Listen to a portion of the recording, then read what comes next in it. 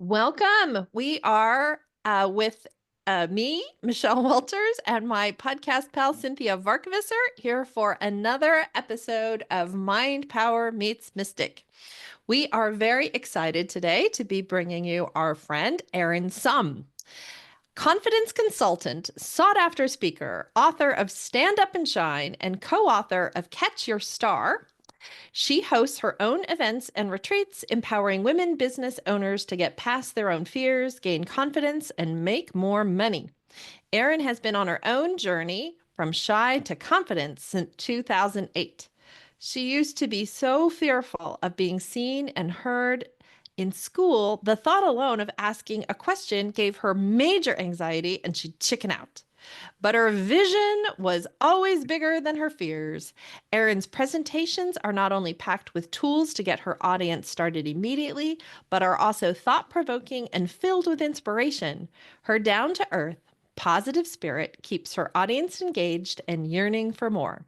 Erin holds a bachelor's degree in psychology and is a certified professional coach through the Institute of Professional Excellence in Coaching. Welcome, Erin.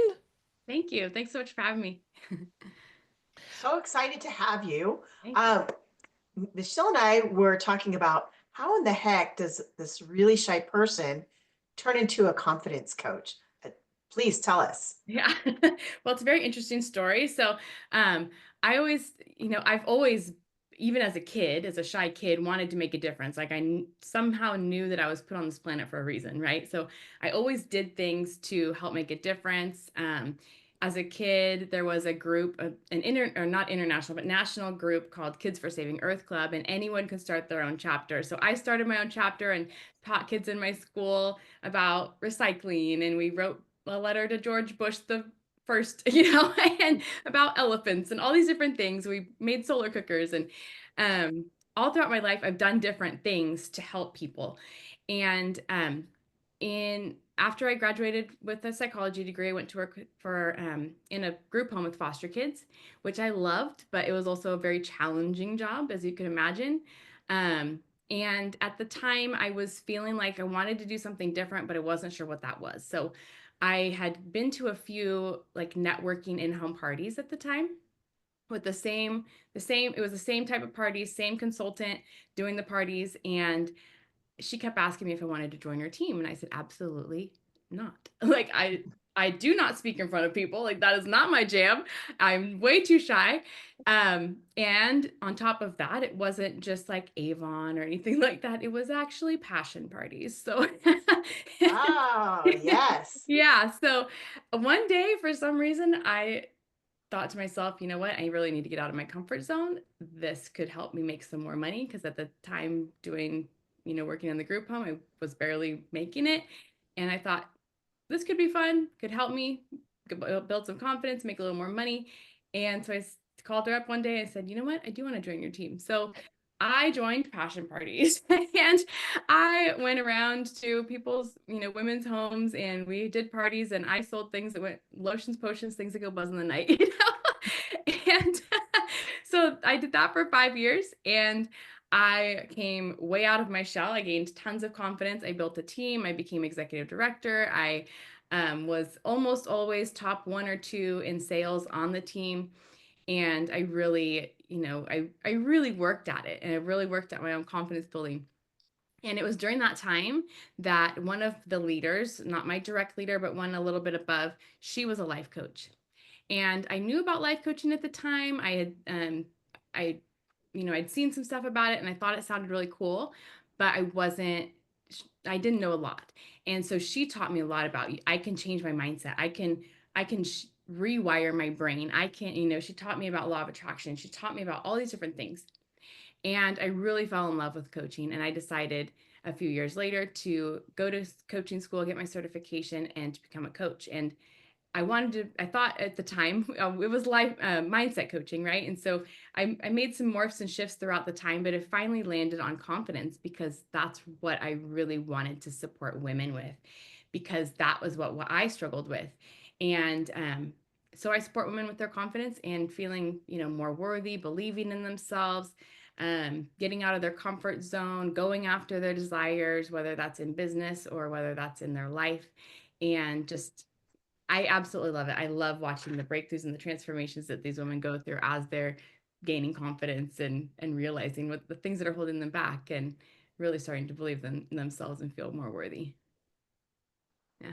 What an excellent story. I guess I kind of remembered that you had done this in the past, but I had forgotten about the passion parties. Yeah. And most of our listeners are women, so they are going to appreciate the value of a passion party Yeah. and what a wonderful training ground essentially for opening up. Yeah. Exactly. And I remember like I had repeat customers quite a bit throughout the 5 years. And they would say to me often, wow, you've really grown a lot in the last year or two or whatever since I met you or since I've seen you last. So it was fun getting that feedback throughout the years too. Beautiful. You know what I Beautiful. like about passion parties is that Mm. it's kind of like a little microcosm of your story.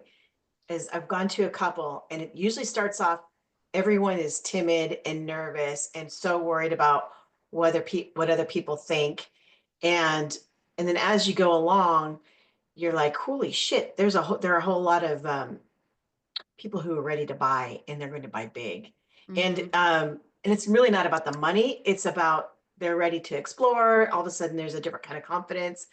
So I would love to hear, do you have any stories about that where you could see people just shift their confidence in a party? Mm.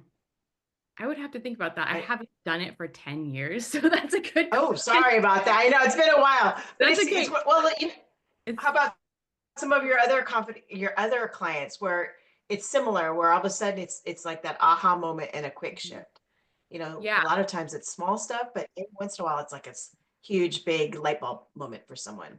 Yeah, yeah. So those stories are more easily produced by my brain.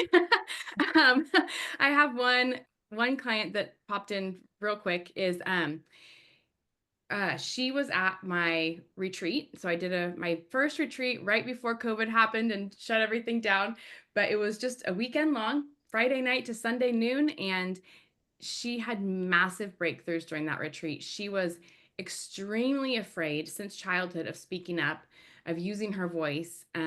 She had a ton of, trauma in her background from childhood and marriages, and she was basically told she didn't have a voice and couldn't speak up, or else she would get in, trouble. Um, and she had massive breakthroughs at the retreat and realized that she could use her voice and it was safe to speak up and it was all okay. And at the time she had been wanting, she's a accountant, and she was wanting to speak more, she was wanting to share more, she was wanting to be a business coach, and she was wanting to do all these things, write, books and all these things. And the day after the retreat, she received a call asking her to do an interview. And she immediately said yes. And instead of being terrified, she was excited. So normally she would have been like completely terrified. She probably would have said no or backed out. And immediately she shifted. And then she went on to become a business coach, and she wrote chapters in books, and she started writing her own book, and she did all these things because she was able to have that breakthrough and say, I'm not scared anymore. I can put myself out there. I can speak up. I can share my voice. Breakthroughs are always so exciting. Yeah. I love it when things like, boom, and Mhm. the energy shifts super fast. Yeah. And it opens doors. Yeah. I'm going to give a little plug for Cinthia, just a little tiny one here. So Oh, Cinthia does house clearings, and one time she invited me to go with her to a house clearing, and we did all the things Cinthia told us to do around the house to clear the energy. And we were putting away all the stuff, and somebody knocked on the door and said, "Is this house for sale?" No kidding, this happened. So it's a different kind of breakthrough, Mhm. but I think it relates to me because it's that sudden when I mean sometimes energy shifts slowly, and sometimes energy just goes whoop, and don't Mhm. we all get excited about that? Yeah. Well, going back to that point too, during the retreat, I had a photographer who lived in the area. We did in Tahoe, and she had to leave on Saturday for a couple hours in the middle of the day. And when she came back, we had done a ton of work releasing and, all this, just lots of Good stuff. overcoming of stuff, And so she left for a couple hours and she came back and she walked into the house and she was like, whoa, what happened in here? I was like, she was just like, the energy in here, you people are different. The energy in here is different. You guys look different. It was amazing how fast that shift happened. And the other thing that she had the idea to do was to take close-up pictures of everyone's faces right when they arrived and right before they left. And we compared them, and boy, most of them had just like totally shifted. Their eyes were brighter. They had, instead of this kind of smile, there was just like this radiant, joyful, real smile instead of being forced. And I mean, they had so many massive shifts. It was incredible. Yeah. And that's what lights me up. That's what like gives me life So you life. do these longer retreats, but then you also do some short retreats too, don't you? Mhm. Well, so yeah, at the beginning of the month, I did a 2-day Saturday, Sunday retreat, and that was for visioning. So we made vision boards on this last day, on the second day, but we did tons of work around mindset on the first day because I believe that if we have this big vision, but we don't believe we can reach it, we have all these beliefs that I am not enough. I don't believe in myself. We have beliefs around, in income, what we can make, or, what we can attract. We're not going to reach that vision. So we do tons of work around mindset, limiting beliefs, fears, all the things before we even move on to making vision boards. And that makes a huge difference for these women in reaching their visions. That's brilliant because sometimes people don't even know what they're looking for. And so you're right, their vision is limited or Yeah. it's just in the wrong direction. And so by doing all this prep work, you shift their view by 2 degrees, but those are the degrees that they need in order to really get what they want. So that's brilliant and it's huge. So you get to celebrate with the vision board instead of making it, a chore, which is Right. nice. Yeah. And I also have them at the very end when they're done, hold up their vision boards, we record them, and they say, it's December 31st, 2025. And these are all the amazing things that I, created this year. So that's really fun too, to get them really like thinking about what is it? What happened this year? It's beautiful. Yeah. That's Thank you. beautiful. Where are you going in 2025? What is I don't mean like what not like what are you doing next week, but like what is big in confidence for 2025? Yeah. So I would like to do more retreats. I had to stop because of COVID, and then I had my own health stuff for a few years. So I'm getting back into things, and that was my first event in 5 years. And so it was like so exciting to be able to finally be in front of the room again and create my own events again. And so I really love to, pick back up and do more retreats again. I would love to do another Tahoe one like I did previously, and continue to keep doing my events. And I do different events around um, building confidence and self-worth and different things like that. So continuing to do that and just building more retreats for sure. Okay, so I know you did the passion parties, and I know that you're a wedding officiant. Mm-hmm. So do you do other things too, Erin? Like you strike me as one of those people who's like, oh yeah, and then I do a little of this, and then I do a little of that. Right now it's just wedding officiant and life coaching. Um, but yeah, I do bilingual wedding ceremonies, so I speak Spanish too. So I do weddings in Spanish quite often. And I do some premarital coaching with some of the couples as well who are interested in that. So How did you get into doing work as a wedding officiant? It so seems like really happy work. it is. And actually, funny story. So the woman who signed me up to do passion parties is also a wedding officiant. Wow. And she did passion parties for like 25 years, and she's been doing weddings for at least that long too. And how long, what year was it? Like 2011, 2012. She was just talking about how she was so massively booked with weddings. She was doing like 80 weddings a year. And Wow. yeah, in Sonoma County. And she was saying she wished she had a little bit of a team kind of a thing where we would be our own business, but she would be able to refer to us and we would give her a small percentage of whatever we booked. And I said, I could use a little extra income. I'm trying to start this other business and doing all these things, trying to make some money. And so I kind of just took a few weddings from her at that point. And now I think I probably get a couple weddings from her a year. And I do about 40 weddings a year through my own business. And, I'm on lots of vendor lists and venue lists and all the What things. distinguishes you as a wedding officiant? Why do people choose Erin? Um, Besides the fact you have a great name for your I'm business. I'm Erin. I don't know. I mean, I think people like that I'm me, like I have that like a personality that's fun and I'm not super serious. There are wedding officiants out there I think that are very like serious or they're religious and people are not looking for religion in their wedding ceremonies. Um yeah, my name too, As You Wish Wedding. So that came from The Princess Bride. And I have been hired numerous times based solely on that, which is fun.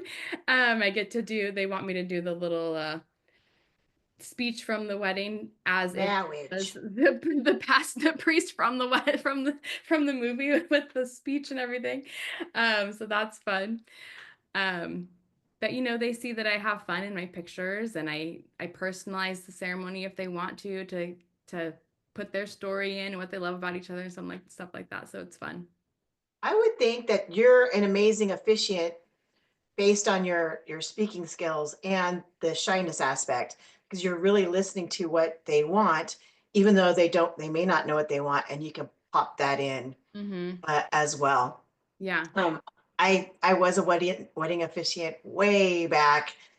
I know. Can you believe that? I know the things that this was I before, thought I knew last century. everything about you, Cynthia, It but was this is a new last one. century. Okay. It was last century, and it was the same thing. My teacher wanted me to take on some of hers. She says, "I'm getting too old for this. I don't want to travel as much and get into it as much." It's amazing. It's so much fun to watch the transition. The one thing I didn't have at that time was I was still so nervous that I couldn't really pay attention and get out of my own way because it's not about me. It's really their event, and all I'm doing is delivering what's so important to them, right? In words. And because of your experience, I can see that happening. I also think it's really incredible. You just told us the story about visioning, and you have these before and after pics. I also did real estate, and I love taking pictures from the buyers as they're signing their loan documents, and you feel like they're signing their life away, and then the day that they give their keys, because two completely different looks. So, have you ever done that where you take pictures before the wedding for your own self to see them, because there's nerves, there's everything, and then Mm. because you're such a professional that you calm their nerves, get them to confidence, and then just get them to celebrate. Do you have pictures of those as well? Because it sounds like that's who you are and that's what you do, right? You give them that shift. That's very observant of you. But yeah, yes, I do actually. I've never, two things. So no, I've never done that in terms of the pictures. That's a great idea. Um, because I have had a lot of couples write testimonials and things afterwards who said we were really nervous and Erin was able to keep us calm and like help the nerves and everything. Because I mean, sometimes they're standing up there and they are like freaking out at the top of, at the top of the aisle. And I'm sitting there going, it's okay, breathe. Don't lock your knees. You're Right. you're good. And they're trying not to cry or they're crying and they're going, like going, you're okay. Just keep breathing, And I they have, given a lot of response about that I am able to calm them down. So yeah. I love that. That's Thank Okay, you. here's a weird. absolutely beautiful. Thank you. When you are working with people to help them shift their mindset, what is one of the biggest obstacles that you see people facing in terms of trying to to go from some kind of a negative or shortfall mindset to a more open or positive mindset? I think sometimes, it depends on the person. Some people are very coachable and very open to that, and they make changes very quickly and they take off very quickly. Others are very entrenched in their beliefs, in their maybe negative mindset or pessimistic mindset, or beliefs about themselves or the world. And it is much more challenging to get them to see these are the beliefs that you're carrying. And I know that because you keep saying it, like you're verbally, vocally saying it out loud. And so those are the ones I find the most challenging, where they were so entrenched and they just keep going back to that over and over and over and over and over again, that they're not enough, that the world is against them or whatever it is, so there's a lot of beliefs that we carry with us, and some of them come from childhood, some of them come from our own experiences. But if you know the law of attraction, we know that what we believe, we attract. So if we're having those beliefs in our heads, we're going to start attracting that. But we might think, well, the world keeps sending me these things. But in reality, it's really our mindset that is attracting exactly what we're getting. So it can be challenging sometimes to get those breakthroughs when we're very, very entrenched and we can't see those beliefs for ourselves, right? Yeah, I mean, I see the same thing when folks contact me for hypnotherapy work, right? And the folks who do better are typically the ones who are a little bit more open-minded, a little bit more willing to play, a little bit more willing to recognize that no, you don't have to do A after B. You could do B after A. Yeah.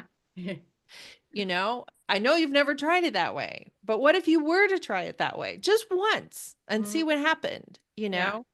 Um, but I do think, in alignment to kind of what you're saying, is a certain degree of openness and willing to experiment and willing to, if you don't have some vision or expectation that it could be different, it could be better, it's really hard to get there. Mm-hmm. Yeah.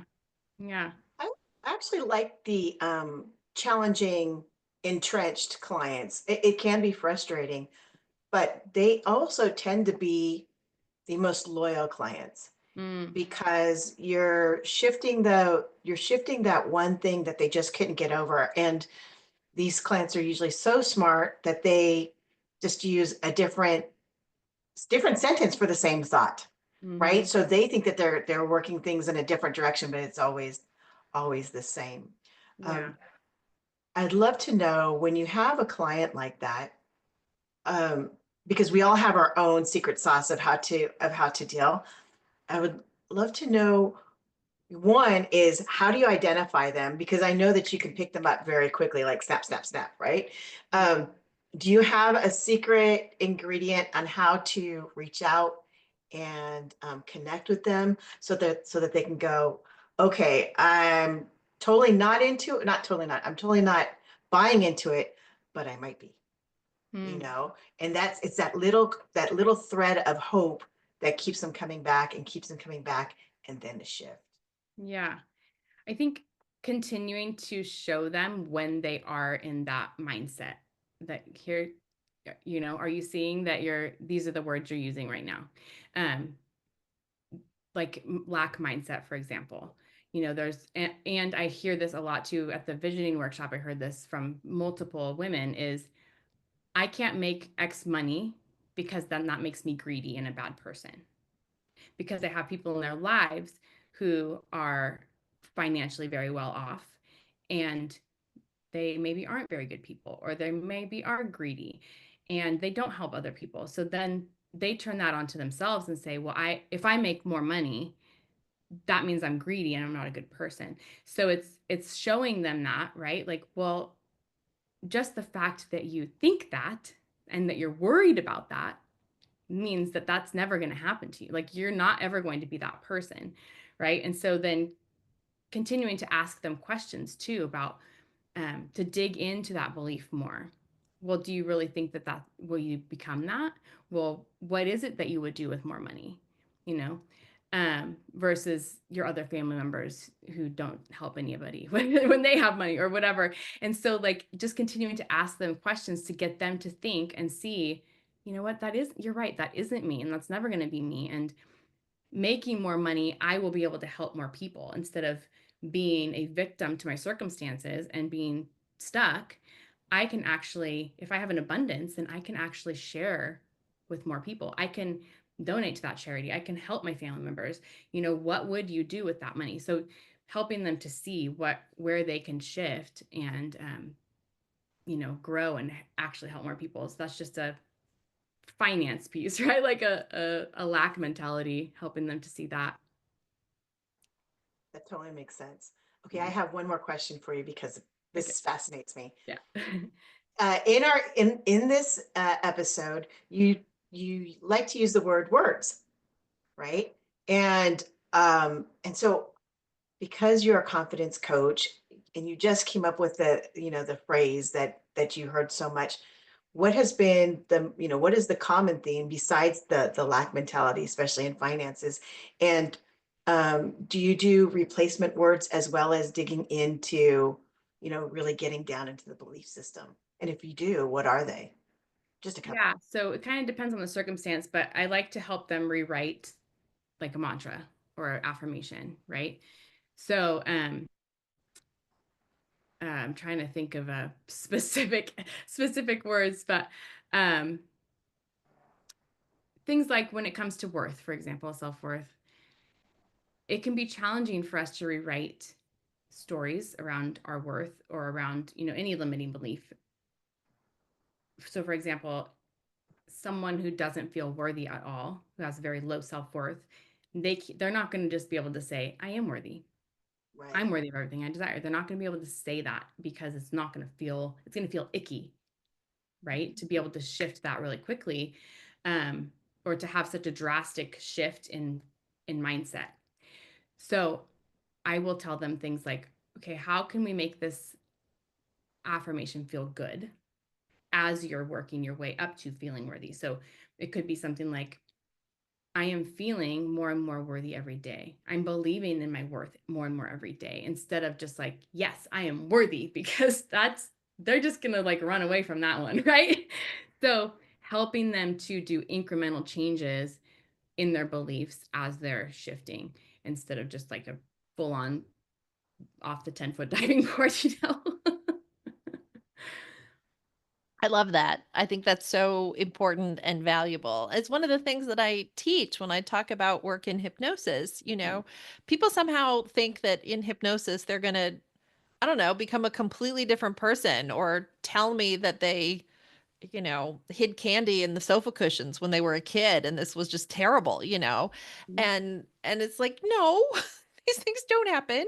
Yeah. But we have to change you by working within your belief system and kind of going to the level that we can get to today, now. Mm-hmm. And then over time those things add up. Yeah. I So, mean, Erin, tell us about what you have next. What kinds of great ways can you connect with people? yeah. So there's lots of ways to connect with me. I'm the only Erin Summ on the planet. So if you look up Erin Summ, you'll find all my social medias, my YouTube, my Facebook, Instagram, all the things. But the things that I have coming up, I have a monthly Empowered Woman speaker series, and it's all on Zoom, so you can join from anywhere in the world. And I have myself, I speak every month, and then I have 3 other speakers each month. And we talk about all things empowering women, all things confidence, there's all sorts of different subjects that we talk about. Michelle, you've been a speaker on there. And we've had a couple different speakers on ADHD. One spoke about postmenopausal ADHD diagnosis. We've had people talk about healing trauma. We've had people talk about limiting beliefs, all the things. And so the next one is March 6th, and it's in the afternoon, 1 to 2:30 Pacific, and you can register for it. You'll get the information, and then you'll get the information for each one moving forward each month. And we have a core group of people that tend to show up, and we're growing it, and they absolutely love being empowered and inspired each month. And if they I can't had a great come, time when I got to be a support it, speaker. but It was a great series with you had other wonderful, wonderful people, really interesting, helpful speakers in your group. So thank you. Thank you. thank you for coming and joining us this week on Mind Power Meets Mystic. Cinthia and I were so happy to get to speak to you today, Erin. Thank you. Thank you.